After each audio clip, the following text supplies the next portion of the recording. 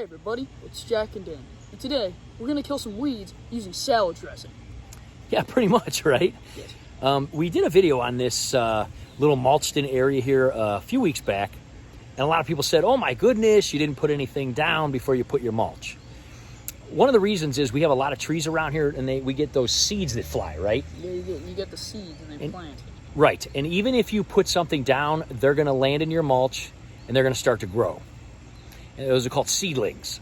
And all the prepping in the world isn't gonna control that.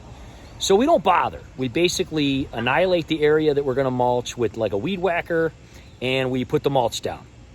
We have found over the years of doing this that if you want to find something a little safer and a little cheaper, that if you take a little salt and a little vinegar and mix it together, that it will not only make your yard smell delicious, right? It'll just dry up, especially with the salt, but mostly vinegar, just dry up, just the weeds. Just destroy the weeds. I mean, you ever swallow vinegar, it sucks. Yeah, raw vinegar, right? So basically, that's what it's going to do to the plants. Basically, when you want to do this is a nice hot day, try to get it maybe a day or two after it rains, and maybe a day where it's not going to rain for a day or two. And the hotter it is and the sunnier it is, the better it's going to work. We're going to show you our little trick here. Come on over to the table and we'll show you what we do. All right, first thing you're going to need is a sprayer. We got these when we first moved in here for about $5 on a clearance rack at Mark's, didn't we? Yes. We talk about Mark's a lot. Mark's is awesome. If you don't live by a Mark's, you probably have some sort of a resale shop, clearance shop, and you can find these kind of things during the off season for pretty cheap. These are 2 gallons. Now, obviously, we don't recommend filling them up to 2 gallons because then you got no room for the pumpage, right? Yes. For the air. What we do is we try to find this on sale. This little generic one, which is still 5% vinegar, which is what most of your white vinegars are going to be, is going to be the cheapest you can find. This was about $3 at the grocery store for a gallon. Now, if you live by the old Costco, like we do, right, we got this big 1.3 gallons for the same price, about $2.99. So you got a little extra third of a gallon. 1.3 or 1.5 gallons in this, go ahead and start pouring it in there, kiddo, is pretty much as you want to go. Again, if you try to fill it up to 2 gallons, you're going to, here, I'll bring it up to you. Yeah. There you go. Just go nice and easy. All right, way to go. So you just dump that whole thing in there. And again, if you do this on a hot day and your vinegar gets pretty hot in the sun like ours did, it's going to work even better. So you dump your whole 1.5 gallon, 0.3 in there, 1.3 gallons, pop it in there all the way. There you go. Now, as far as the salt, really any kind of salt will work. We find this to be pretty easy. What we do is we put half of this container in there. So 26 ounces, put about 13 ounces. I think this is about, I don't know how many cups, but anyway, about a cup to 2 cups of salt is what you want to do. We just put half this container in. This little generic salt, we got it like Drug Mart for like 79 cents, right? Food Club. So, yeah. You might got a Giant Eagle, I'm not sure. Yeah. So go ahead and open that, and we're going to start pouring that in. And it's going to dissolve really quick if your vinegar was sitting out in the sun because, obviously it's going to be warm. Now, so total cost of this, that 1.3 gallons right there, $2.99. This was 75 cents. We're using half, 37.5 cents. So we're looking at somewhere around $3.36.5. Much cheaper than what a 1.5 gallon or 2 gallons of Roundup would cost, wouldn't it? Yeah. It would cost a lot more than that. Now, a lot of people's arguments would say, well, but Roundup has a much longer half-life, and you're not going to have to do it as often. You are correct in saying that. However, we don't want something with a long half-life. We don't want something that's going to... It's kind of like a Twinkie. Like, if it lasts longer, it doesn't mean that it's good. It's good, right. You don't necessarily... If I'm spraying this area, this is one of the areas that we have sprayed already. If we're spraying these bricks, now with these bricks, we get a lot of weeds in here. We just spray the whole area about once a month. Once a month to take 4 or 5 minutes to spray this whole area, and we're only going to use a little bit of that container, is really not a big deal to us. Again, close to the house like this, you got your pets coming out here. You don't want them getting glyphosate all over their feet, tracking it in the house. You don't want it to seep down into your soil, especially if you had gardens and stuff here. It just doesn't make sense to where you wouldn't just say, hey, I'm going to do it a little bit more often at way less cost to use a chemical that's not as harmful. Okay, so we're pouring the salt in. With these little containers, you can kind of tell by squeezing it when you're about halfway down. And that's really it. It's not rocket science. So we're going to save that one for another batch. And go ahead and pop this top on. Oh, that smells putrid, but it smells good. It's strong when it's not bad. It's just you're supposed to waft it. Remember, you're supposed to waft it in science class. You learned that. Yes, it doesn't. You're not supposed smell, to stick your nose right in there. Gross. It just smells strong. Sure. Actually, our yard smells pretty good when we spray this stuff. So then you're going to give it a big old. Well, you don't really want to pump it yet. That's right. Yeah. You just want to shake it. So you just kind of shake it up. And if it's too difficult for somebody to pick this up and shake it, Jack's gonna just. There you go. That's one way to do it. You could probably pour a little bit of this in the container and then pour the salt into here with like something and shake it up in there. But anyway, you got it down to a science, dude. You got it down. Good job, man. All right, so we normally kind of spray this whole brick area, but this calla lily that we keep over here, which is doing awesome, by the way, because we water it, sometimes some of these guys shoot up over here. So this is a dandelion. So Jeff's going to basically show you. Go ahead and hit it down in there. And basically you want to go right for the root. Hit it about 1001, 1002, 1003, right? It's about 3 seconds. A lot of people have a tendency to just spray the weed. You really want to just spray it in the middle of the weed. In the center. Yeah. So what we're going to do is we're going to check on that tomorrow in about 24 hours, and we're going to see how it works. And we're going to kind of show the progress over the next day or two. Hey, didn't you have me gargle this once when I had a sore throat? Yeah, I did. It's an old home remedy. Yeah, it hurts. It worked though, didn't it? It did. Yeah. Do it if you start to get a sore throat. Do it right before bed. The biggest thing is like a swish and swallow, gargle, and then spit, and then do it like 2 or 3 times. Don't do too much because you'll throw up. Yeah. Just do honestly, any vinegar will work. You don't even have to put salt in. Just do like a teaspoon. Yeah, that's an old home remedy. Okay, so anyway, this whole rocky area, again, we kind of blanket spray this whole thing about every month or so just to kind of keep the weeds under control. This is a big area that we kind of share with our neighbor, and we just try to keep it under control. But again, every now and then we'll have these little guys pop up. This is a little patch, a little clover patch. I'm going to show it. Again, Jack's going to hit it right smack dab in the middle for about 2 or 3 seconds. You can see how it kind of foams up there, huh? And that's good. Now, again, we're going to come back, check this one tomorrow, too, just to get an idea of how it's working.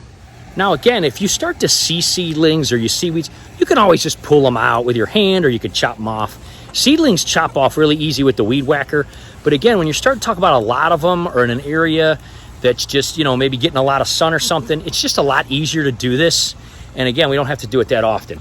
So this is that whole new mulch area that we did a couple weeks ago. We did finally get the stones. Jack picked out these round stones. They came out good. I definitely like your idea to round ones. Good idea. I mean, look at this. It goes all the way across. I don't know how many of them there are, 13 or 14. But basically gives us a little thing when we're watering instead of going through the mulch here. And we're going to find some good little weeds that started popping up, and we're going to show you over there. All right, here's these irises down here at the end. We got a little dandelion popping out. Jack's going to give it a little burst. And that's it. Again, we'll come back and check all these guys tomorrow. All right, so here's a couple little guys, just regular little weeds. I don't think they're dandelions, just little weeds. See how the sun kind of hits. Oh, we got a little cicada shell there too, yeah. Huh? Look at that guy. Gonna spray him. So here's a couple little weeds popping through, and same thing, right in the center, right in the root. You're just gonna hit it like 2 or 3 seconds. That's more than enough. You see how it kind of foams up because you got the air in there too. So those guys will die pretty easily. We're going to find a couple more spots and, again, check back in about 24 hours. All right, you can see where we put this in front of this ground cover. Some of these little ground covers are actually starting to crawl out, which we want. We're totally fine with that. We don't care about dandelions and stuff that are mixed in with there because these are so powerful, they'll end up choking those guys out. This is where we took out that big bush, and you can see the ground cover's already starting to spread in there. It'll just take over that whole area, and you won't even be able to see any of that. We just kind of cut up the stump, but it's amazing how fast that crawls in just a week or two. And what we do is then when it reaches the brick, we just use the edger. So we don't really need to do much here. As far as front of this holly bush, we do have a couple little guys, so we'll shoot those, but nothing major. Most of this was pretty deep, and it gets hit with sun pretty hard, and it dried out. And we don't water this holly bush because it's just so deeply rooted. it's never really turned brown on us, even though we never water it. It's just so huge. So because we don't water it, this mulch doesn't usually get weeds except on the ends where we water this other stuff. So we'll hit these dandelions here. Okay, when you see little blades of grass like that coming through too, all right, that's enough. Jack's doing a little overkill here. But you want to hit them because they'll just end up sprouting up all around them, and then there'll be like a whole tuft of grass there. So when we see those, we just give those little 3-second bursts too. Here's another one. Dandelions. A lot of people, I think that's enough. A lot of people do eat dandelions. Dandelions are very healthy, but we wouldn't pick them out of our mulch. Now, we do have some big ones that grow in our ground cover over there, like by the house, and we do pick those out, and we do throw them in salads and eat them and stuff. They are very high in antioxidants, and every part of the dandelion you can eat. People eat the flower part, people make tea out of it, people make cookies out of them. I've seen dandelion tea before. Yeah, we've had that. They take the leaves and the petals and they dehydrate them. You know who somebody sent us that? Rod. Yeah, from Kaywood, Alaska. Yeah, that's right. Yeah. Yeah, he hasn't posted anything in a long time. It's too bad. I miss Rod. He was a funny guy. Okay, now all of our other beds, pretty much, we just trim them because we have them bricked in, and we trim them and we let the ground cover fill in. We don't really have mulch areas other than those stoned area and that mulch area, so we don't really spray. We just basically pull the weeds and trim them and stuff like that. And we'll take a look up here because a lot of people did want to see a follow-up on the milkweed and stuff. Look how tall this pokeweed's gotten.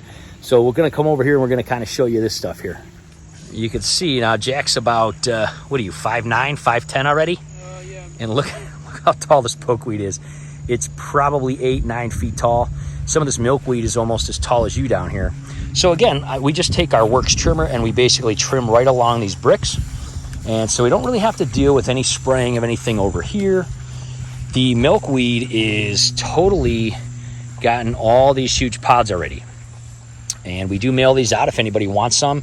Each one of these has several thousand seeds in it, probably, maybe hundreds. I would say probably thousands, I don't know. But we have many of them, as you can see, and there's lots of milkweed beetles and... You got to get the money shot here. Yeah, on a leaf. Oh yeah, so this guy, this is not a monarch, but it is a beautiful... He made the way all through that. Oh yeah, look at that. That's a cool caterpillar. I don't think it's a monarch caterpillar unless they change. Yeah. Yeah, we saw some monarch caterpillars earlier. They're more of like white and smooth with black lines. He's like a frizzy.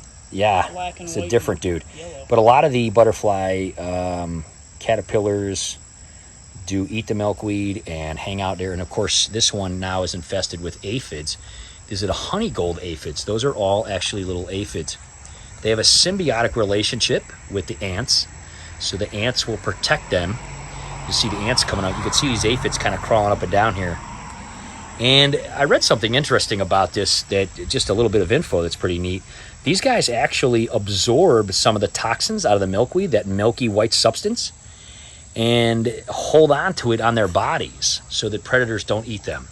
But also the ants protect them because, again, their symbiotic relationship with the ants is the ants take the honeydew, and in addition, they protect them in return. So there's nature for you. If you've never seen yellow aphids, there they are. How cool is that, huh? It almost just looks like mold growing on there, but it's actually little insects all over. Yeah, this guy is cool. Get another shot of him. But anyway, another place. Yeah, so there's an update. There's an update on all that. Milkweed doing awesome. And if anybody wants any seed pods, let us know. You could grow them very easily. And this is another area. We did spray this whole area. A lot of weeds grow here. As you can see, it works very well. There's a couple little green guys coming up. We did that about a month ago, so we'll probably hit some of those areas. Over here, this strawberry vine has kind of taken over. We're kind of trying to experiment and just kind of letting it grow to see what happens. I think it looks kind of cool because the vines don't grow. They only grow in the cracks. They don't grow like in the thing. So we're going to see if it fills in, how it looks. Maybe get it to branch over. I got it kind of crawling across here. Maybe get both sides to fill, and then they'll just choke out all the other weeds. There's our elephant fern. You can see that there's still sprouts coming out of the middle of this guy.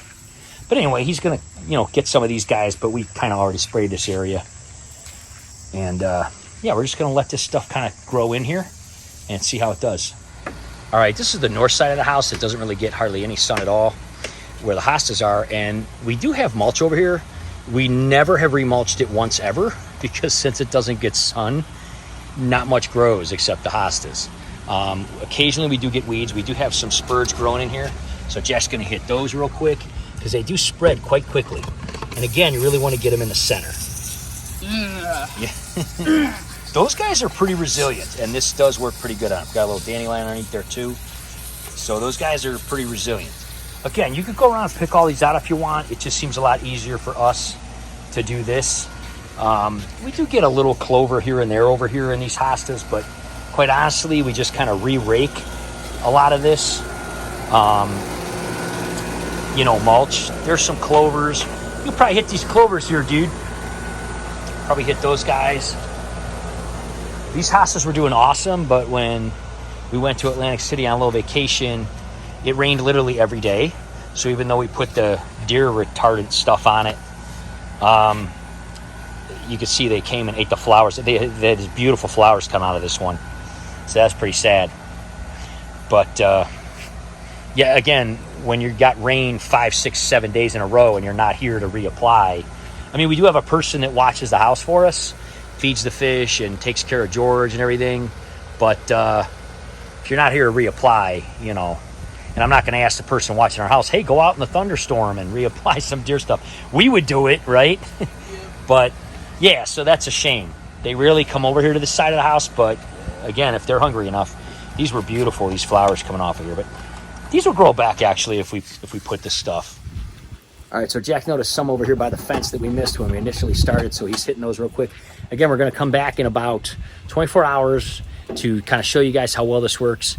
Again, if you want to use something like glyphosate or a chemical like that, you can. You will have to apply it a little bit less often, but quite honestly, it seems like it's not really worth it.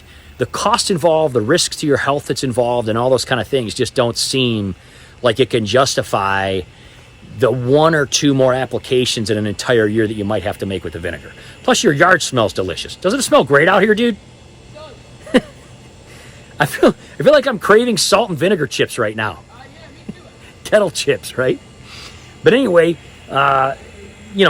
we would gladly apply 1 or 2 more applications than to deal with having glyphosate on our property. We just don't want it, okay? I just want to do a follow-up here. All the peppermint and all the strawberries are doing awesome. They are blanketing this entire area, choking out all the weeds. We just basically trim along the bricks here with the edger trimmer, and we really don't have to do anything to this area other than water it, which we do, of course, off our rain barrels with our Works hydro shots. This is the hibiscus. Really, really awesome flowers. I mean, this guy's doing awesome. Just wanted to do a follow-up on this. If you didn't see when we started this, there's a tiny little flower here that we put in this rain barrel, and it was like 2 little flowers, and it's just taken over this whole area here. Hibiscus is very, very healthy. If you're in a fancy restaurant, you might see a hibiscus flower come on your plate.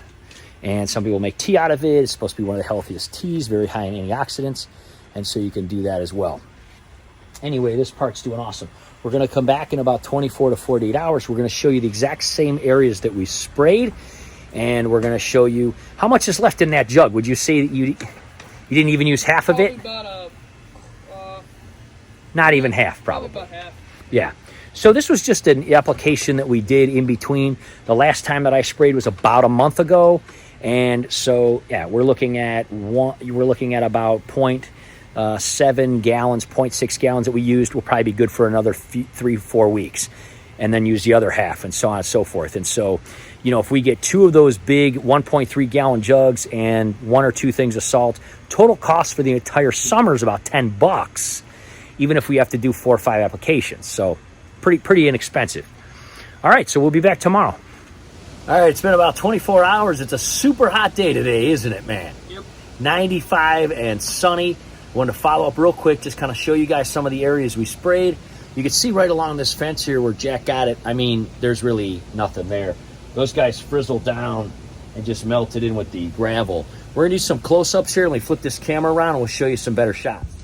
Now, this is the big dandelion that was coming up between those bricks, right by the pot here, right by this calla lily.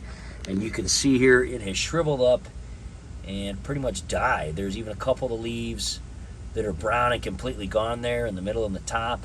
Little bit of green color left in this one, but this one's pretty much met met its match here.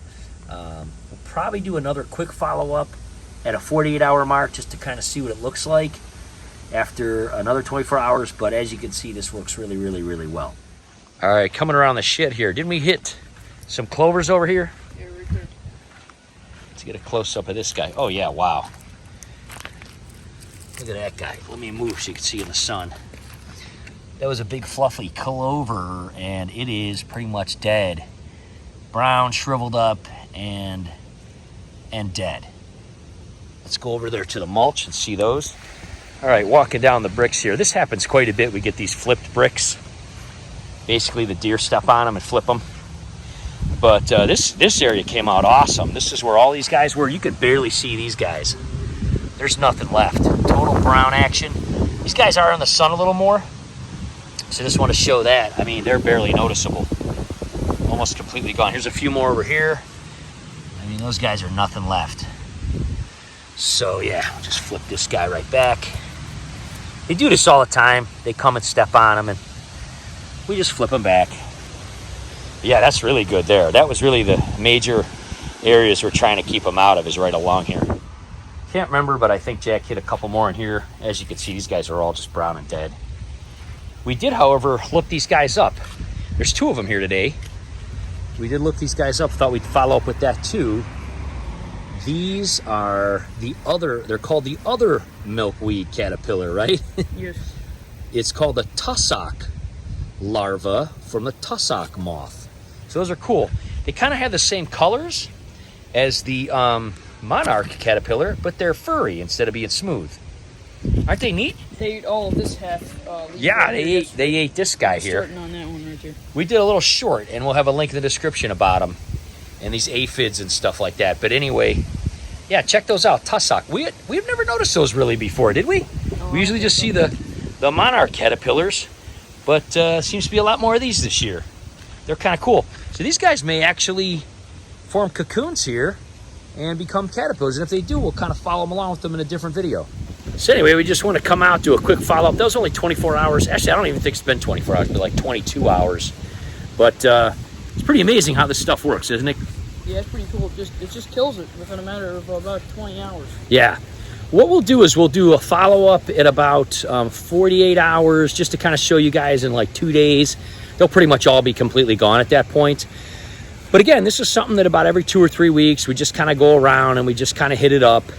It's very inexpensive. It's very easy to get. It's very easy to mix. And of course, it's not toxic in any way. So we'll do another follow-up here real quick just to end the video, just to show you guys. And we'll be back in 24 hours to check that out. All right, guys, we just want to do one more follow-up. This was 48 hours since we sprayed. It did totally pour. There was a huge storm last night, right? Yes. So these guys had about 36 or so hours to be dry and suck up that salt and vinegar. And then they got kind of poured on. But we're going to do one last follow-up just to kind of show you how effective this was. Excuse me. Because I'm tight.